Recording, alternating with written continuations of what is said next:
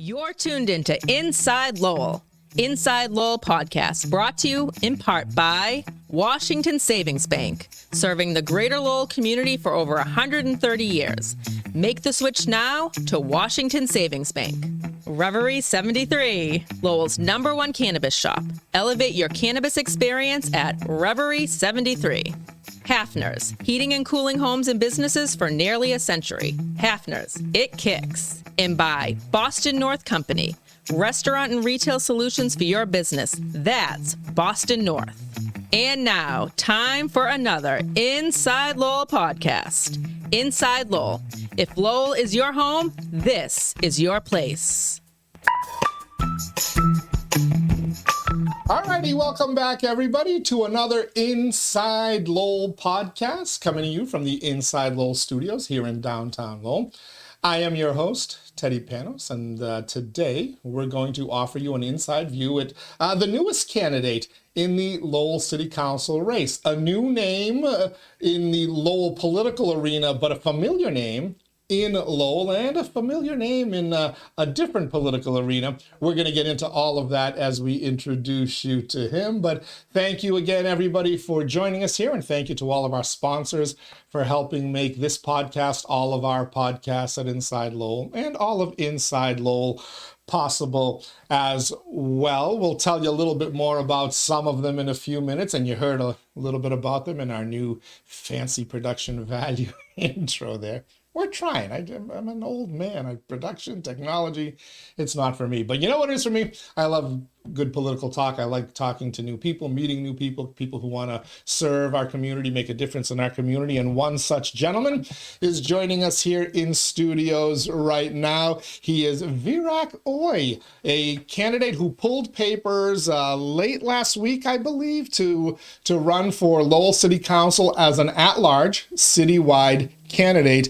Good morning, Virak, and welcome to Inside Lowell. Thank you, Teddy, for having me on the show. It's great to have you here. I want to talk a little bit about your background because it's fascinating. And you are, while you're a political newcomer in Lowell, you're not a first-time candidate. You've run for state rep before, and you're also been involved in the community with a couple of very important institutions. So as I give you a chance to introduce yourself, tell our audience a little bit about you, your background, and what made you decide to run for city council. Sure. Thanks again, Teddy. Yeah, my name is Virak Uy. I decided to run for city council at large because this is a very exciting time to be Lowellians. And, as they say, there's a lot to love about Lowell. And I'm excited to be part of this process, be part of the city council at large election, because I too want to be able to contribute and be part of the progress of Lowell in helping to make Lowell a great place to live. And I want to be part of the process of helping to improve the quality of life of all Lowellians here. So, as you know, we are emerging from the pandemic, and the pandemic has had a profound impact on our community, especially the marginalized community. So we're right now in a recovery stage. And so there are a lot of opportunities and challenges that we face as a city. So that's a big part of the reason why I am running. And some of the issues that we need to continue to work on and improve on, such as public safety, education, housing, and those are just a few of the issues that I want to focus on, as well as public safety, community policing. So there's a few things that I definitely would look forward to have the opportunity to work with other city councilors as well as the city manager. Okay, I hinted at your political background. You actually, in 2014, you were part of the campaign team for Ratty Mom in his run for state rep, correct? Were you his campaign manager? Or? Yes. Yeah, because there's a famous photo in the Lowell Sun of the two of you celebrating, which was obviously a big moment, the first Cambodian elected state representative anywhere in America, and it happened right here in Lowell. That had to be an incredible moment of pride for you to be a part of that team. Yes, absolutely. That was a very a proud moment for the both of us. We worked really hard on the campaign, reaching out to the community at large, and so yeah, it was amazing experience to be able to do that. It was historic and symbolic, as you said, and so Rep Mom is doing his job at the State House now, and he's a great representative of our city. You were so enamored with the state representative election process, you actually sought a seat yourself in Hyde Park. You lived in the Boston area, correct? Correct, yes. And you ran for state rep in 2018. What was the experience like between running a campaign where somebody else was the front man and took the positives and the negative slings versus being the candidate yourself? How did that differ, and what did you learn from it that prepared you for what you're about to embark on now as a city council candidate? Yeah, so what I've learned from both experience, well, as a candidate, it's a lot. It was nice to be a campaign manager in the sense that, yes, there were a lot of work and behind the scene with the marketing aspect of it and the outreach and the just strategizing.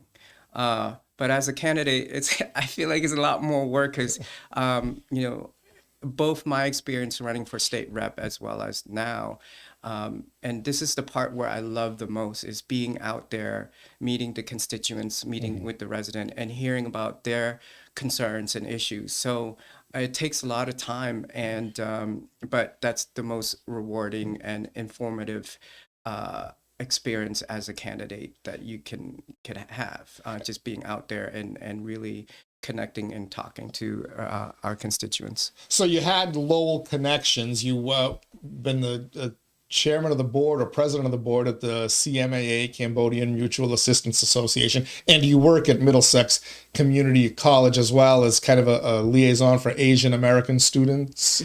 Yes, correct? Yeah. So my role there is director of the Asian American Student Advancement program, as well as my extended title is the Asian American Community Liaison. And my responsibility, my role there is really designing and providing a holistic support program system where we help increase the retention and graduation rates of students for all students, not just Asian American students, but first generation students, low income students. So it's been a very rewarding job. As you know, my background is in education. So education is one of the topic and platform that I'm running on as a candidate for city council at large. So sorry, my phone just pinged. But yeah, it's Middlesex Community College is a great institution for our city in terms of providing our both traditional and non-traditional students to achieve their educational and career goals. And you also taught at the charter school. Correct. So you're doing an awful lot of commuting between the Boston area and here. When did you move to Lowell? 2 years ago. 2 years ago. And you, your nomination papers at City Hall, where you have to pull to get signatures, yes, show you as a South Lowell resident. Yeah, I wouldn't call it South Lowell, maybe the Swede Village. Where's Marty Laurie to talk about the Swede Village? Yeah. So, so we're all not one neighborhood. We're to most people. Yes. All right. So let's talk about some of the issues you mentioned. Because of your background, obviously, education first and foremost, and what you want to focus on. How do you view your role as a city councilor in helping education, which is supposed to be under the guidance of the school committee? Yeah. But as we know, those lines tend to blur an awful lot. And two of the current counselors actually served on the school committee as well, Counselor Scott and Counselor Leahy. How do you see yourself helping improve further education from the council seat? Yeah, so I will be probably the only counselor that have the education background should I get elected. So from my own professional, as a practitioner, as an educator, I feel like I will be able to provide insight and contribute in terms of addressing the educational resources need for our K through 12 system. And so I believe that, education is a vital, plays a vital role in our society in terms of helping with economic mobility, career advancements. So yeah, I'm really happy to have the opportunity to run on this issue as well. So how do you view the city's city side funding of the school budget? Since COVID and all that pandemic relief money has been available, we don't hear this battle as much. But throughout the past, there's been an awful lot of butting heads between the city council and the school committee over whether the city is giving enough money to the schools. From your point, kind of as an outsider working in the community, how did you view that? Does the Lowell City Council do enough? Can it do more? Yeah, I mean, there's always more to do. Definitely, we can always do more to help get the resources that our teachers, administrators, staff needs in order to ensure our student success academically, socially, and mentally.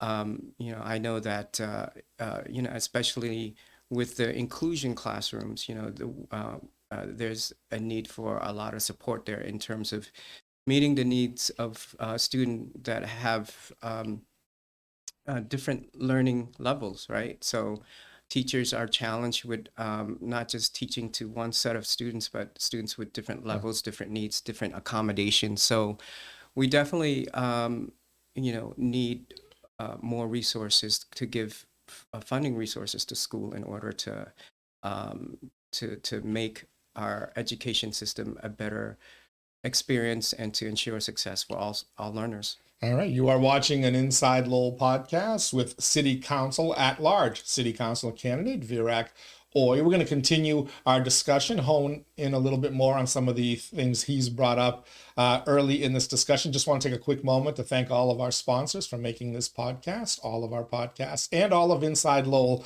possible. Of course, our friends at Reverie 73. You see the logo over my shoulder right there. Located at 1148 Bridge Street in Lowell. It's a cannabis shop unlike any other. It's bright, it's welcoming, it's friendly. Their staff is knowledgeable and always willing to go the extra mile. Let Reverie 73 elevate your cannabis experience. Visit them at reverie73.com, and you'll find out when you do visit them why they are the #1 rated cannabis shop here in the Lowell area, voted by Boston.com, and they're the only standalone entity to make their top 4. They came in at #4 throughout the entire Bay State.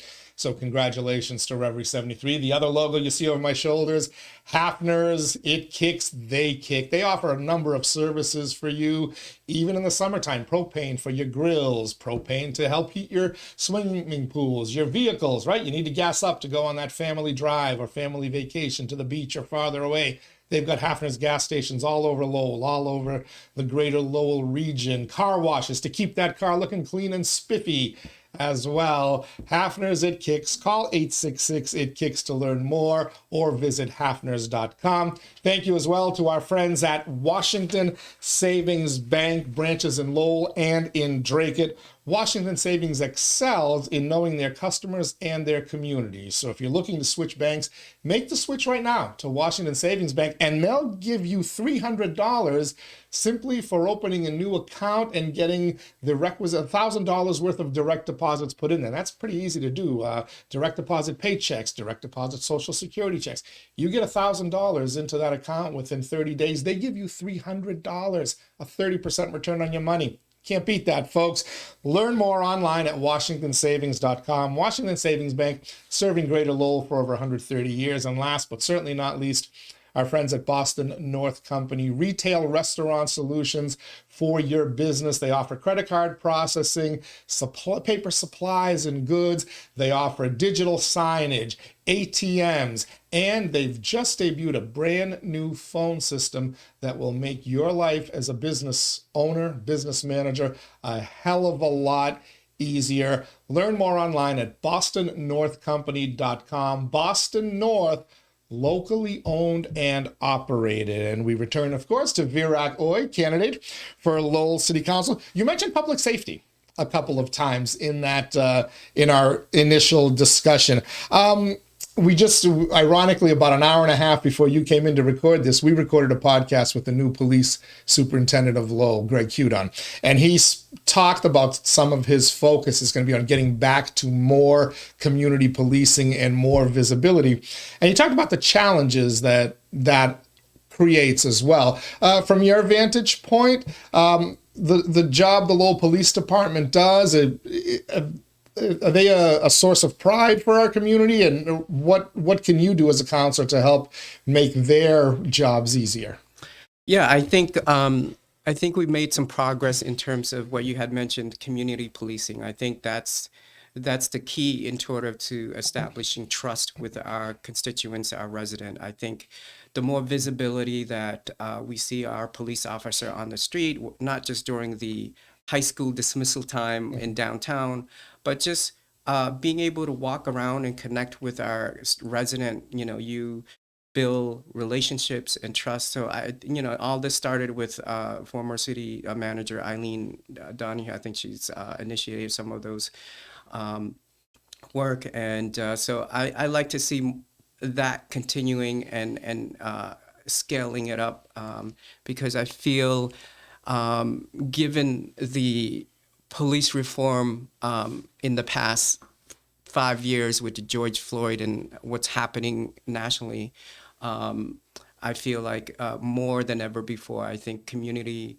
policing definitely is a key initiative for us to focus on, to improve it, to enhance it, especially with the population that we serve. And so definitely we need to hire more police officer that reflects our community population as well. So I think that is a key area for us to improve public safety. And especially with mental health issues, right? I think the more that we have, I know we expect a lot from our police officer, but I think in order to diffuse or de-escalate situations, I think it's helpful for not only to build relationship, but it's an opportunity for officer to make that connection, to get to know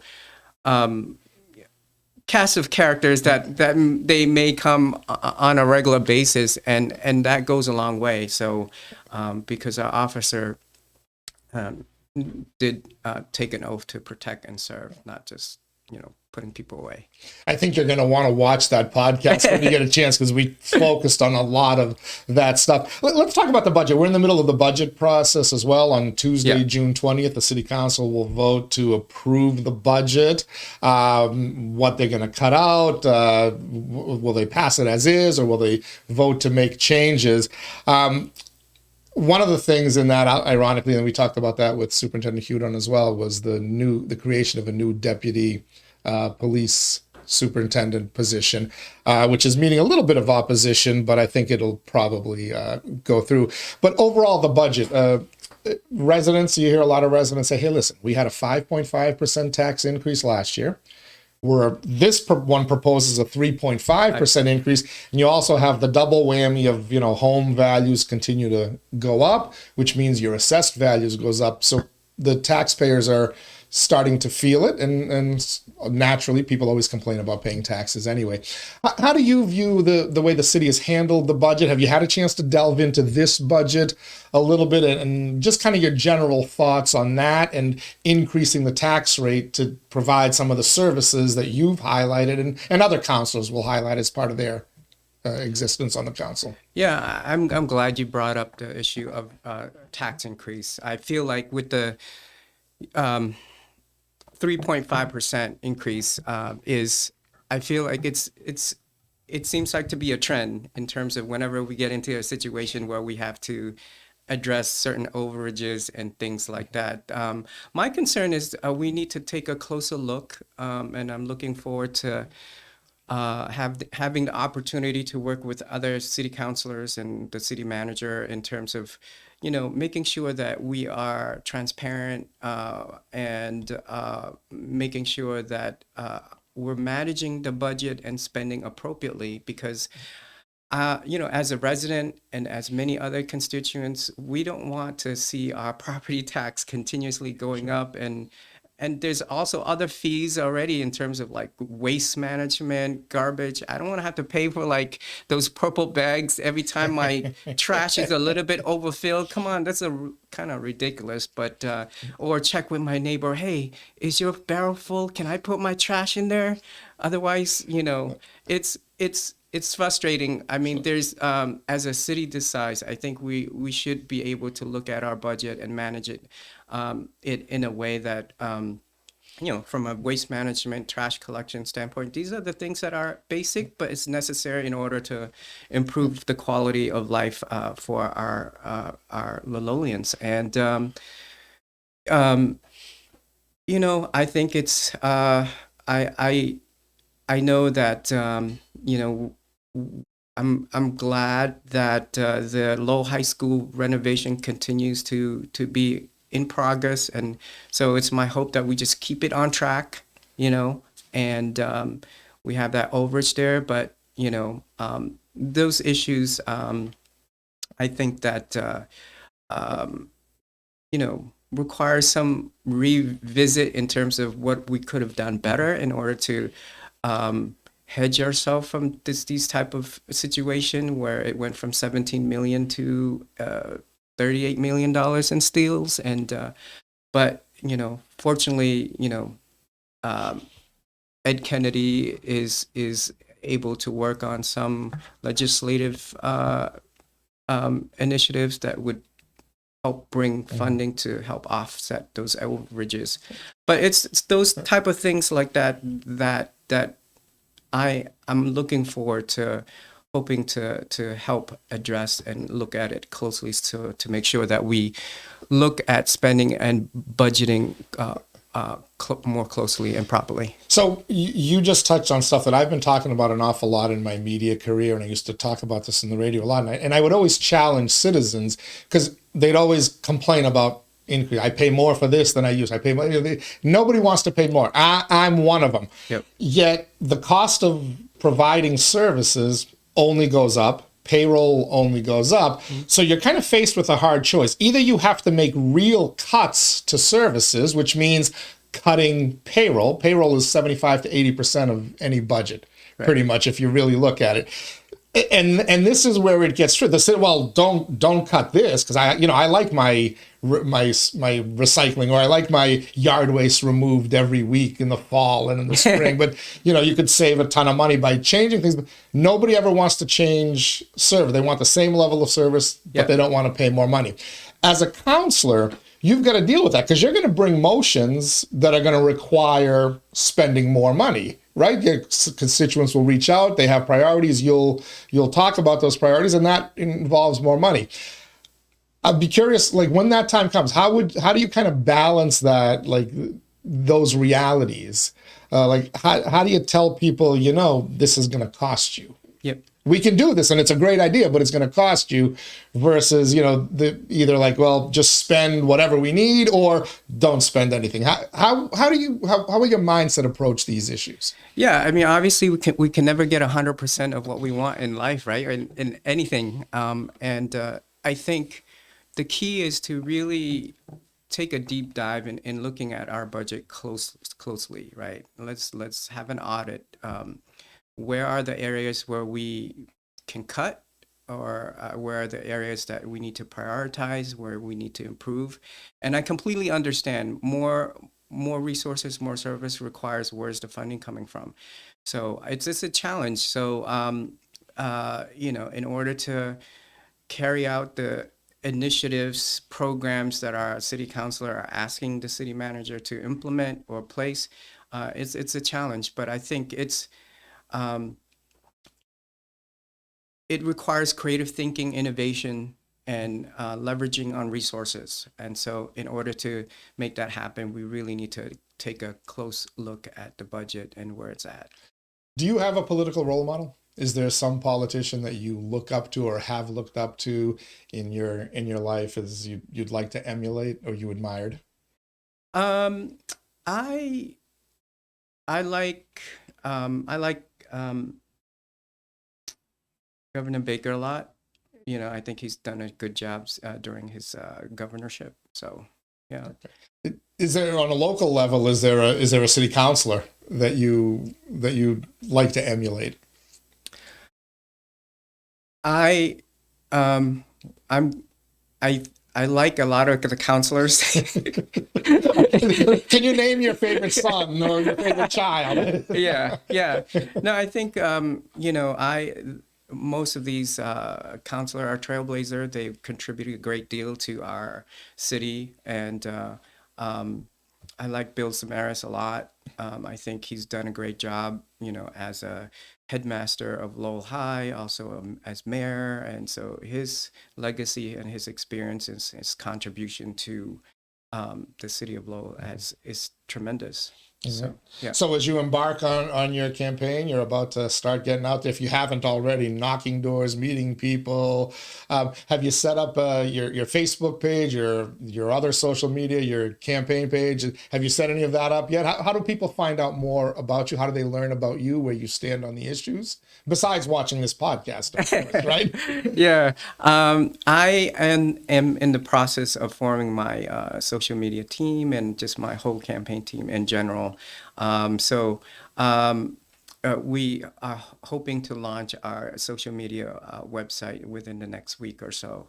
But in the meantime, I'll be out and about, knocking on doors and introducing myself and talking to people on issues that they care about. So, I see our campaign as the catalyst of galvanizing folks together in looking at the issues and addressing the issues together. So you took the hard route, by the way. Instead of running as a district council, you decided to run citywide, which probably means you're going to have to do a lot more of that walking neighborhoods and door knocking. You looking forward to that challenge? Oh yeah. I mean, it's definitely a big territory. Yes, I am looking. I mean, I think that's the exciting part about campaigning. It's really getting out there, meeting folks from different neighborhoods, different districts, and obviously this new format, this new system is amazing in terms of serving the needs of different district and neighborhoods, because each district have their own needs. But I'm running at large just because while we're trying to improve our district by district, and each neighborhood there have their own needs, but we all have needs as a city in order for us to improve the quality of life for everyone. Mm-hmm. Yeah. All right. So. All right, Virak Uy, thank you so much for taking the time to join us. Introduce yourself to me, to the audience out there. I'm sure we'll see and hear an awful lot more from you as we get to November. And who knows, you 2 more candidates, and we might even have a preliminary election to have to worry about, right? Yeah. Are you rooting against one? Well, I hope we don't. I hope we don't have to do that, but. But I appreciate the opportunity, Teddy. So great talking to you. All right. Thank you very much. And thank all of you for joining us here at Inside Lowell. Again, we recorded this on Friday morning. I almost lost track of my days. Friday, June 16th. We'll have it uploaded in just a little bit. Of course, when you're watching it is up to you. You could watch it later tonight. You can watch it tomorrow. You can watch it a month from now. Who knows? As we like to say at Inside Lowell, we provide news, information, and sometimes entertainment on your schedule, not ours. And also, as we like to say, if Lowell is your home, Inside Lowell is your place. Thanks so much for joining us, everybody. We'll catch you the next time. Stay safe till then.